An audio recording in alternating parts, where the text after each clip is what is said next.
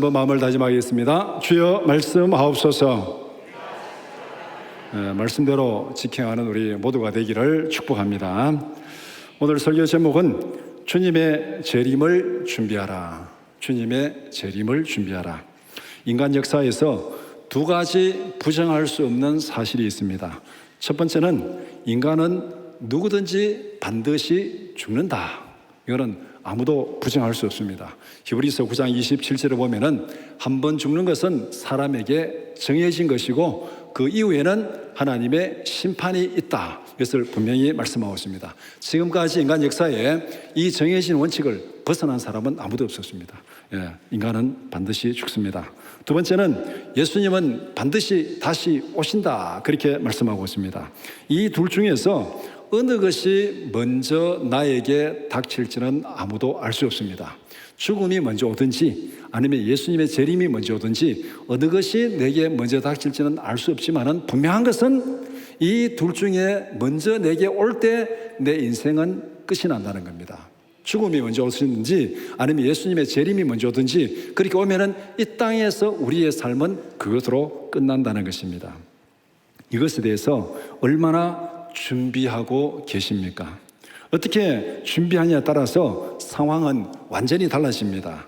두 가지 다 잘 준비하면은 영원한 천국입니다.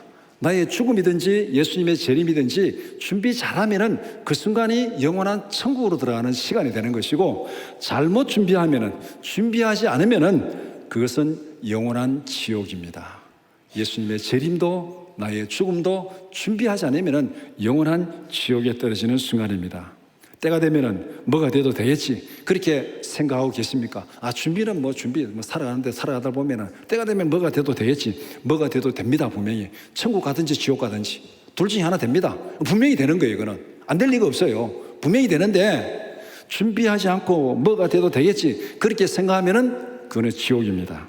잘 준비하면 영원한 천국이요, 준비하지 않으면 영원한 지옥입니다.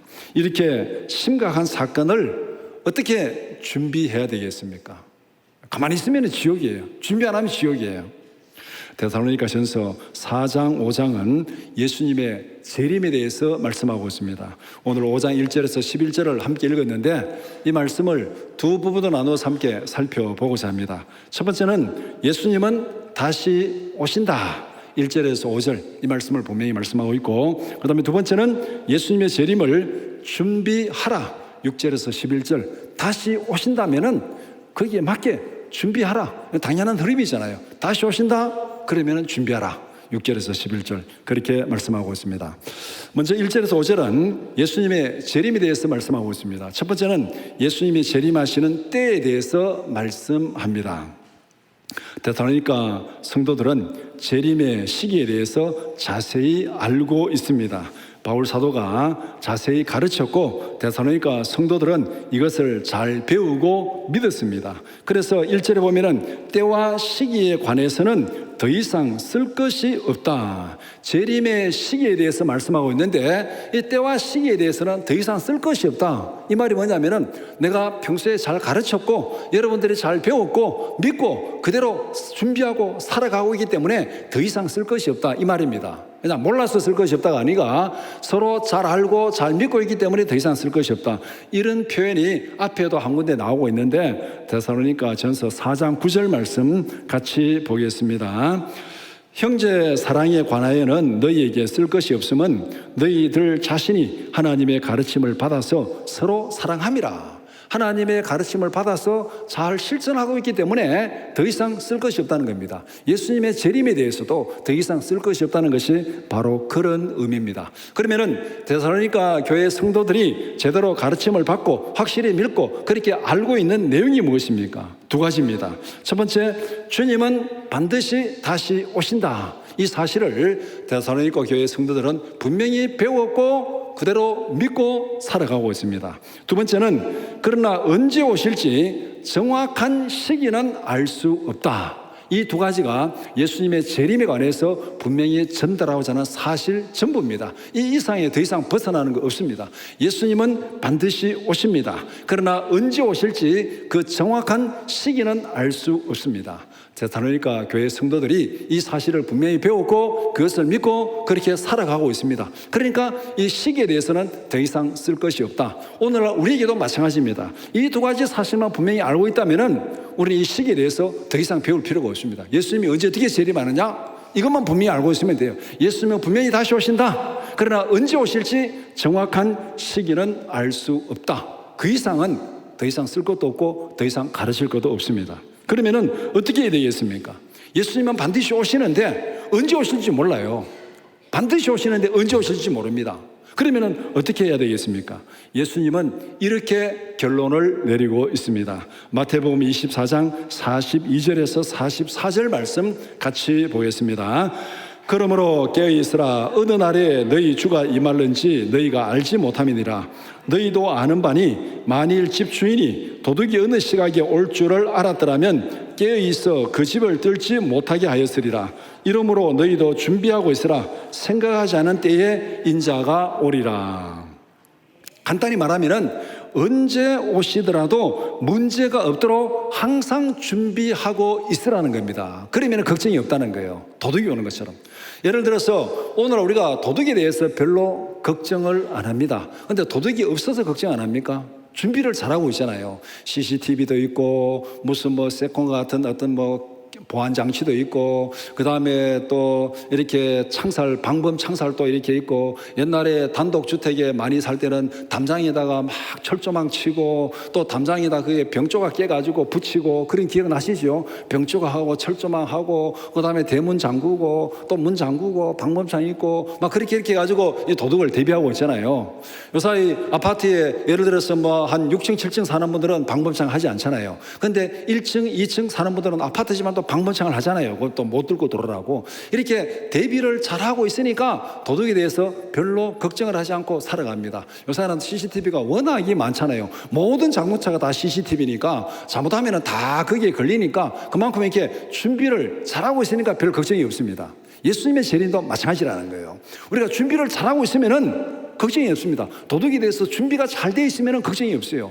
그런데 준비하지 않고 있으면은 거기에 많은 걱정이 있습니다. 그래서 예수님께서 하시는 말씀은 예수님은 반드시 오신다. 그러나 언제 오실지 정확한 시기는 알 수 없다. 그러니까 깨어있어 준비 잘하고 있으라. 언제 오시더라도 걱정하지 않고 기쁨으로 맞이할 수 있도록 준비 잘하라. 이것이 예수님께서 말씀하신 결론입니다. 두 번째는 재림을 맞이하는 사람들의 모습에 대해서 말씀하고 있습니다.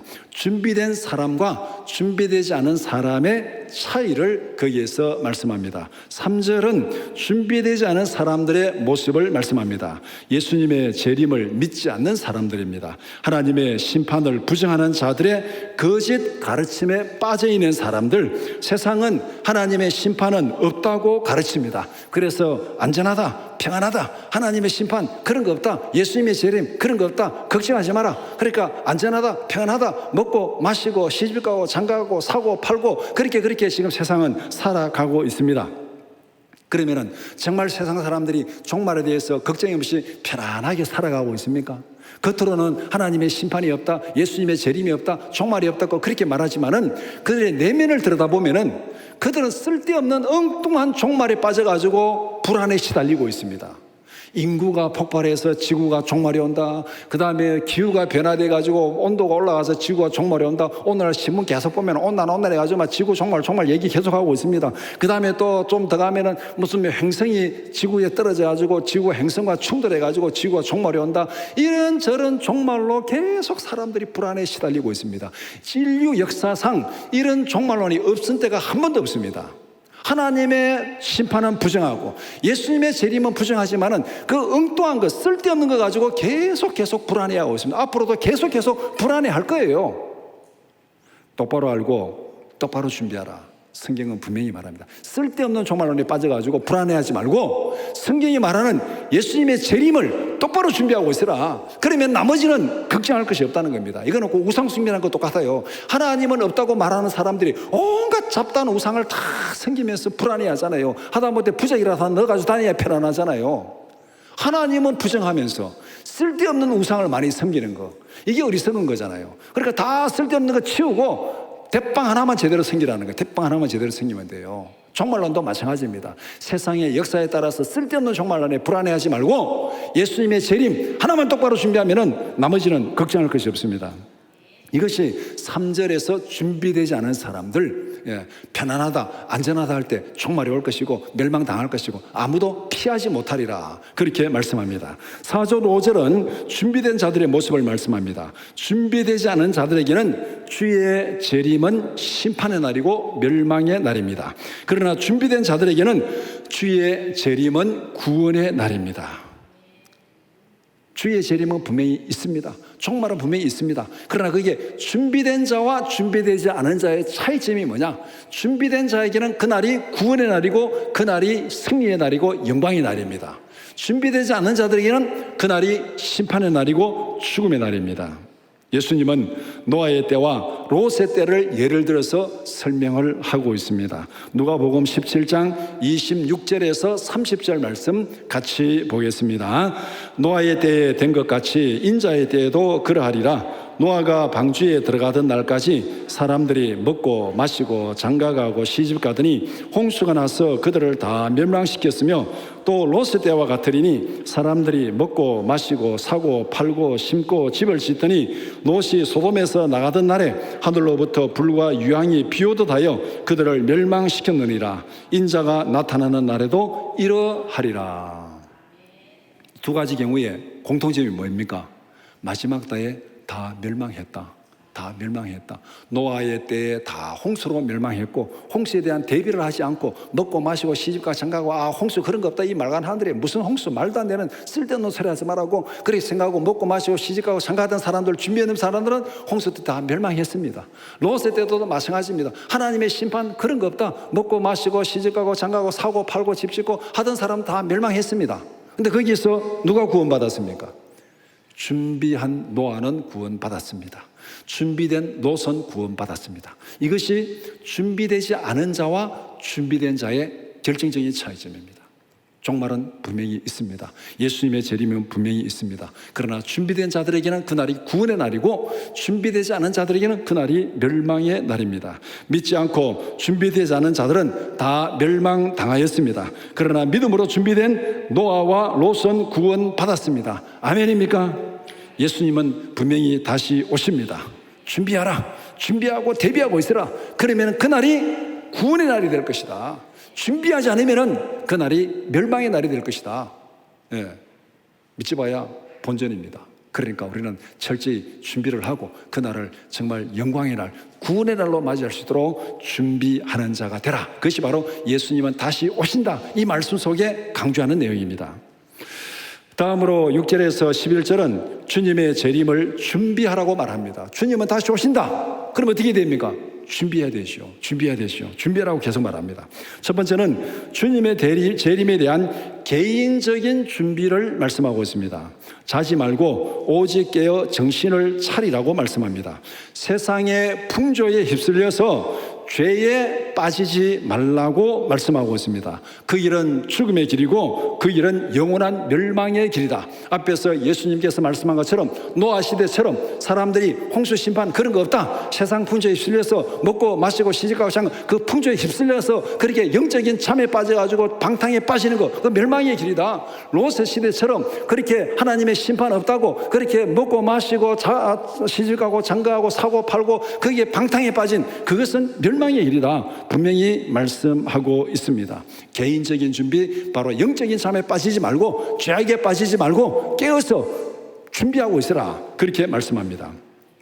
깨어서 준비하라는 구체적인 방법을 에베소서에서는 하나님의 전신 갑주를 입으라 그렇게 말씀하고 있습니다. 에베소서 5장 13절 말씀 같이 보겠습니다. 그러므로 하나님의 전신 갑주를 취하라. 이는 악한 날에 너희가 능히 대적하고 모든 일을 행한 후에 서기 위함이라. 그러면서 이 5장 14절 이하에 하나님의 전신갑주가 뭔지를 항목을 쭉 열거를 하고 있잖아요. 그런데 오늘 이 본문 8절에서 전신갑주 중에서 두 가지 항목을 강조하고 있습니다. 하나는 믿음과 사랑의 호심경, 또 다른 하나는 구원의 소망의 투구, 이 둘을 지금 강조하고 있습니다. 예수님의 재림을 준비하라고 말하면서 어떻게 준비되느냐? 바로 믿음과 사랑의 호심경을 붙이고 그 다음에 구원의 소망의 투구를 쓰고 예수님의 재림을 준비하라, 그렇게 말씀하고 있습니다.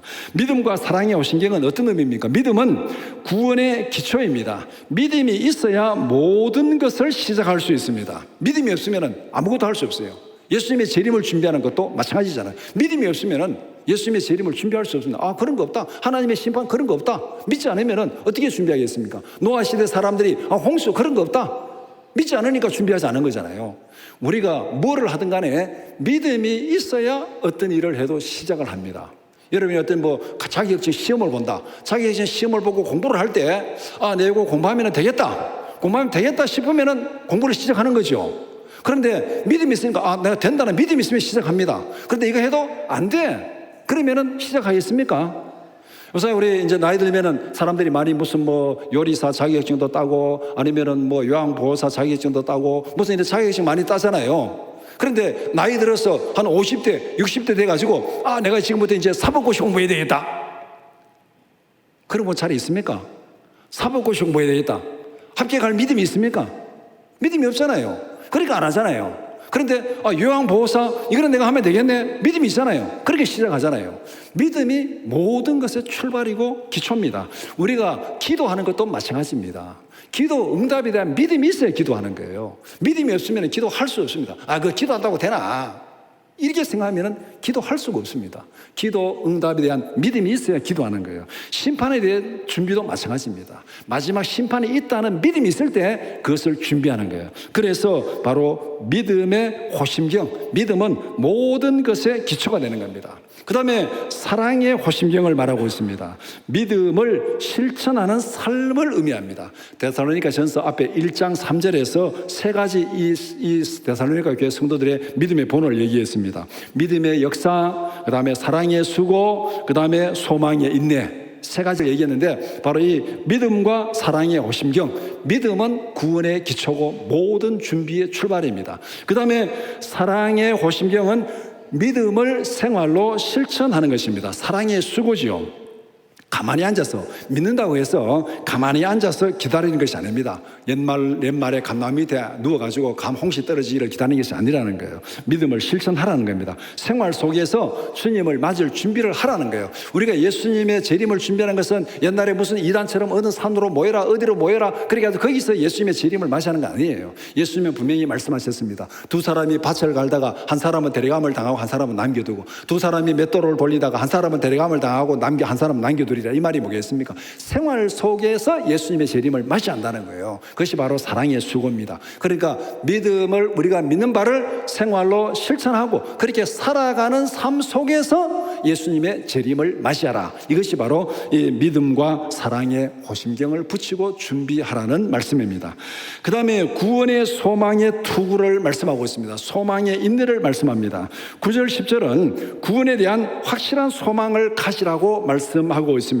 분명한 목표와 방향을 가지고 결코 흔들리지 말라. 우리가 소망이 있으면은, 목표가 분명하면은, 방향이 분명하면은 흔들리지 않습니다. 그 방향이 분명하지 않을 때, 목표가 분명하지 않을 때 자꾸 흔들리게 됩니다. 다른 사람이 어떻게 하는가 보고 되고 그 사람 따라갔다가 왔다 갔다 하게 됩니다. 내가 목표가 분명하면은 옆에서 뭔 소리를 하든 간에 흔들릴 이유가 없습니다. 그러니까 구원의 소망의 투구를 쓰고 분명한 목표를 향해서 분명한 방향을 잡고 흔들리지 말라고 말씀합니다. 그러면서 뭐라고 말합니까? 우리는 자든지 깨어있든지, 우리가 오늘 이게 그리스도의 것이라고 그렇게 말합니다. 10절에 예수께서 우리를 위하여 죽으사 우리로 하여금 깨어있든지 자든지 자기와 함께 살게 하려 하셨느니라. 이 말은 다른 말로 하면 깨어있다 잔다는 이 말은 죽으나 사나 이 말입니다. 우리는 살아도 그리스도의 것이고 죽어도 그리스도의 것이라고 로마서 14장 8절에서 분명히 말씀하고 있습니다. 그 말씀이 오늘 10절에 있는 말씀입니다. 이것이 우리가 가지는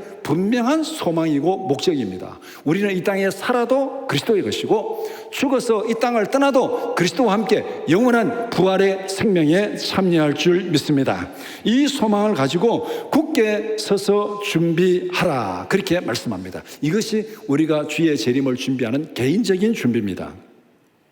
두 번째는 주의 재림에 대한 공동체의 준비를 말씀하고 있습니다.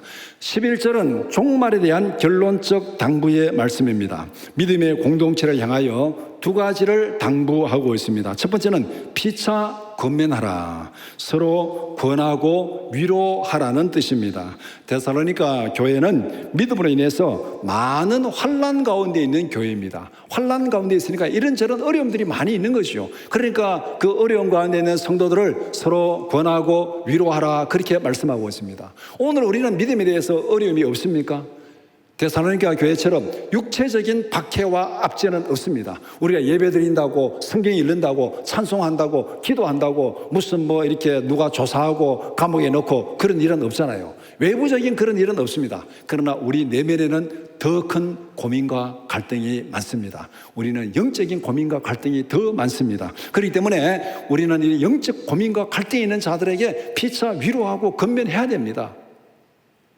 두 번째는 서로 덕을 세우라 그렇게 말씀합니다. 영적인 성장을 위해서 서로 도우라는 것입니다. 지금까지 해오던 대로 그대로 하라고 말씀하는데, 지금까지 해오던 그대로 하라는 것은 데살로니가 교회 성도들이 믿음의 본을 잘 보이고 있다고 1장에서 말씀했잖아요. 믿음의 역사, 사랑의 수고, 소망의 인내, 그거를 위해서 주위의 모든 교회들의 본이 되었으니까 지금까지 하던 그대로 앞으로 나태하지 말고 게으름에 빠지지 말고 지금까지 하던 그대로 열심히 잘 하라고 그렇게 말씀하고 있습니다. 모든 성도들에게 믿음의 본을 보여준 것 같이 그렇게 하면은 된다고 말씀합니다.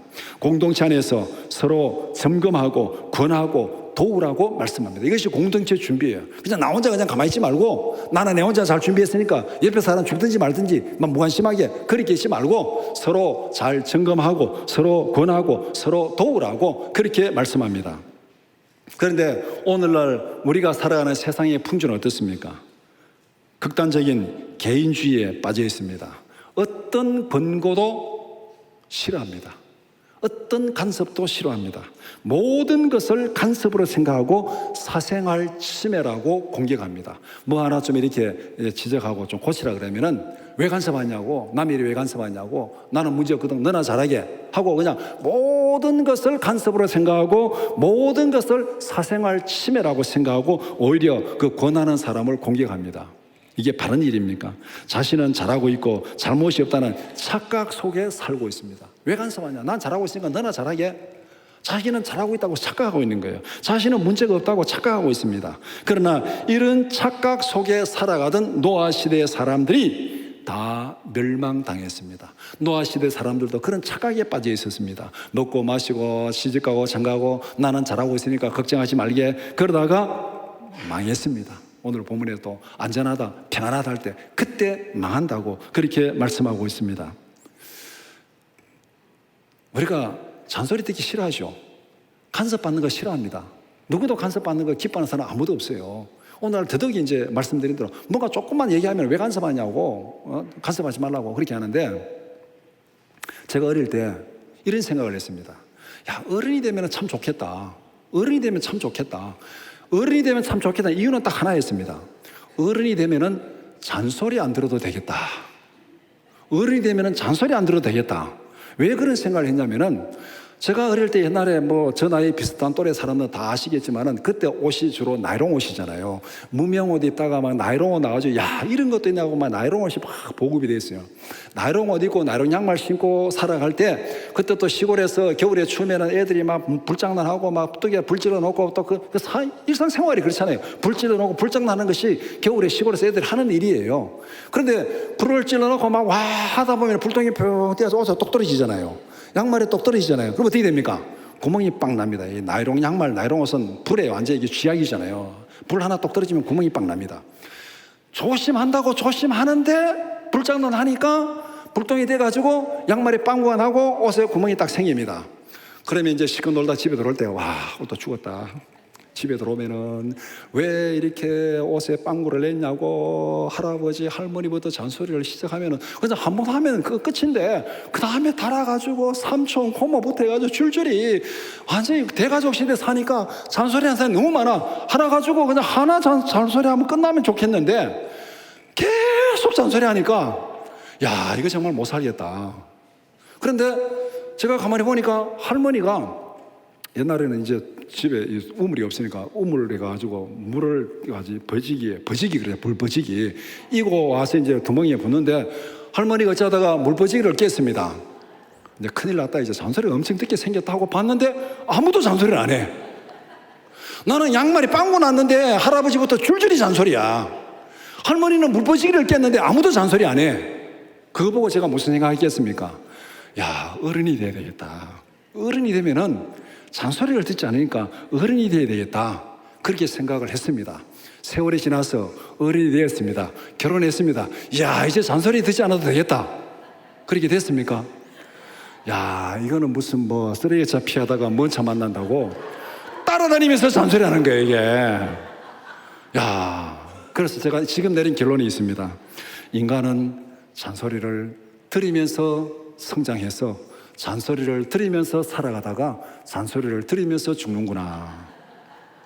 어릴 때는 어른들 잔소리 들어야 되고 부모 잔소리 들어야 되고 그 다음에 나이 들면은 마누라 잔소리 들어야 되고 또 더 늙으면은 자식 잔소리 들어야 되고 그렇죠? 나이 들면 이제 다음 또 자식 잔소리 들어야 돼요. 평생 잔소리 듣다 끝나는 게 인생입니다. 이게 다른 말로 뭐냐면은 우리는 평생 완벽하지 못하다는 거예요. 뭔가 잘못이 늘 있다는 거야. 뭔가 잘못하니까 잔소리 듣는 거잖아요. 인간은 기본적으로 완전하지 않습니다. 누군가의 잔소리 들어야 됩니다. 잔소리 들어야 되는데 오늘날 사람들은 조금만 간섭하면 그게 무슨 사생활 침해고 인권 침해라고 공격하면서 나는 잘하거든 문제였거든. 그게 바로 멸망의 길입니다. 멸망의 길. 치밀한 준비를 위해서는 서로를 점검하고 권해야 됩니다. 우리가 종종 여자분들 얘기할 때 남편 험담하면서 하는 말이 있습니다. 저 사람은 왜 병원에 가기를 싫어하는지 모르겠다고. 병원에 가기를 싫어하는 거. 병원에 가기를 좋아하는 사람이 있습니까? 병원에 가기 싫어하잖아요. 왜냐하면 병원에 가서 뭐 검사하고 사진 찍고 뭐 이렇게 피검사하고 일주일 뒤에 오세요 그러면은 그 일주일이 여러분 평안합니까? 기분 좋습니까? 뭐 찜찜하잖아요. 사진 찍고 검사해 놨으니까 일주일 뒤에 오라고. 일주일 뒤에 그때까지는 뭔가 찜찜합니다. 뭔가 없어야 될 텐데 뭐 또 큰 거 나오면 어떻게 할까? 찜찜해요. 그러니까 병원에 가기 싫어하잖아요. 근데 분명한 거는 병원 안 간다고 몸에 병이 안 생깁니까? 병원 안 간다고 몸에 병이 안 생기면 평생 병원에 안 가면 되죠. 근데 병원에 안 가도 병은 생깁니다. 이 말은 무엇입니까? 점검해야 돼요. 그 뭔가 불편한 걸 맞닥뜨리는 거 힘들고 고통스럽지만은 그러나 그것을 점검해야 된다는 거. 다른 사람 잔소리 듣는 거 싫지만은 내 잘못을 지적받는 거 싫지만은 그거 맞닥뜨려야 됩니다. 맞닥뜨려서 잘못된 것은 고쳐야 됩니다. 이것이 구원의 길이에요. 그래서 공동체 안에서 서로 점검하고 권한하고 그렇게 말씀하는 이유입니다. 학생들도 공부할 때 우리가 예전에 제가 뭐 어릴 때 시험 공부할 때 요새는 애들 시험 공부 어떻게 하는지 모르겠는데 제가 옛날에 시험 공부할 때 그렇게 한 적이 있습니다. 하고 이제 공부 나하고 옆에 있는 학생하고 이제 야 근데 나 그냥 물어봐라 내가 뭐 하는지 그 옆에 있는 문제 묻고 내가 답변하고 답변 못하면 이거 좀 부족하네 서로 이제 묻고 답변하고 그렇게 한 적이 있죠. 학교에서 이게 뭐냐면은 서로 점검하고 서로 부족한 점을 지적하고 세워가는 거예요. 이거를 집단적으로 하는 것이 모의고사잖아요. 모의고사 수능 시험 앞에 두고 3학년 학생들이 뭐 1년에 2번, 3번 모의고사를 보잖아요. 모의고사 보는 것은 내가 지금 뭐가 부족한지, 뭐가 공부가 제대로 안 되는지 점검하기 위해서 모의고사 보는 거잖아요. 그런데 어떤 학교에서 어떤 선생님들은 모의고사 보지 말아라, 막 성적 평가하지 말아라, 학력 평가하지 말아라. 뭐 학력 평가하지 않는다고 다 애들이 다 공부 잘하나요? 그 학력 평가하는 거 뭐 서열 세우고 줄 세우고 그 싫으니까 내가 못한다는 거 싫으니까 하지 말아라. 싫으니까 하지 말다고 안 한다고 그게 해결되는 게 아니에요. 우리는 싫어도 고통스러워도 잘못된 거는 맞닥뜨려야 돼요. 우리 몸 안에 병이 있으면 점검해가지고 맞닥뜨려야 됩니다. 우리가 잘못한 것 있으면 점검해서 맞닥뜨려야 돼요. 맞닥뜨려가지고 고쳐야 구원받는 길이에요. 우리가 사람들에게 잔소리 듣기 싫습니까? 그러면 자발적으로 점검하시기 바랍니다. 하나님의 말씀을 앞에 두고 말씀으로 자신을 점검하라는 거. 이것이 성경이 말씀하는 거예요. 성경 앞에서 날마다 성경을 읽으면서 성경을 들으면서 내가 뭐가 잘못됐는지 내 자신을 점검하는 것, 이것이 하나님 앞에서 우리가 예수님의 재림을 준비하는 온전한 자세입니다. 그래서 성경은 서로 점검하면서 서로 권하면서 준비하라고 분명히 말씀하고 있습니다. 히브리서 10장 23절 25절 말씀 같이 보겠습니다. 또 약속하신 이는 미쁘시니 우리가 믿는 도리의 소망을 움직이지 말며 굳게 잡고 서로 돌아보아 사랑과 선행을 격려하며 모이기를 피하는 어떤 사람들의 습관과 같이 하지 말고 오직 권하여 그날이 가까움을 볼수록 더욱 그리하자. 오직 권하여 그날이 가까움을 볼수록 어떻게? 더욱 그리하자. 마지막에 가까이 올수록 더 점검하고 더 권하고 더 살펴서 함께 구원 받도록 그렇게 하라고 그렇게 말하고 있습니다. 그러니까 오늘날 이 시대는 개인주의에 빠져서 혼자 간섭하지 마라, 신경 쓰지 마라, 이거는 바른 길이 아니라는 거예요. 잘못은 고쳐야 됩니다. 잘못은, 그게 잔소리 듣기 싫어도 잘못은 고쳐야 돼요. 죽을 때까지 잔소리 들어야 됩니다. 때로는 자식의 잔소리 들어야 되고, 마누라 잔소리 들어야 되고, 남편 잔소리 들어야 되고, 죽을 때까지 잔소리 들어야 됩니다. 말씀으로 서로 점검하고 권하는 것이 함께 사는 길입니다. 고립은 멸망입니다. 외톨이는 죽음입니다. 공동체 안에서 서로 권하고 위로하고 격려하고 준비해서 함께 구원에 참여하라, 그렇게 말씀하고 있습니다.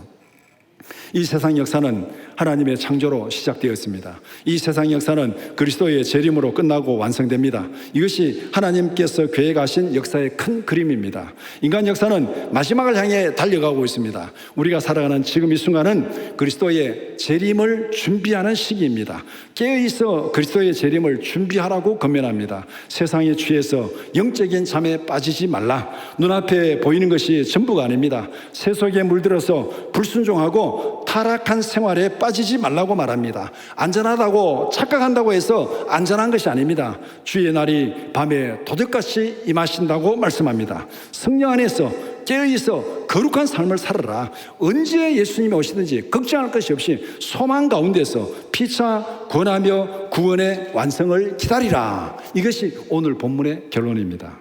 주님의 재림을 준비하며 믿음의 역사와 사랑의 수고와 소망의 인내를 실천하는 우리 모두가 되기를 주님의 이름으로 축원합니다.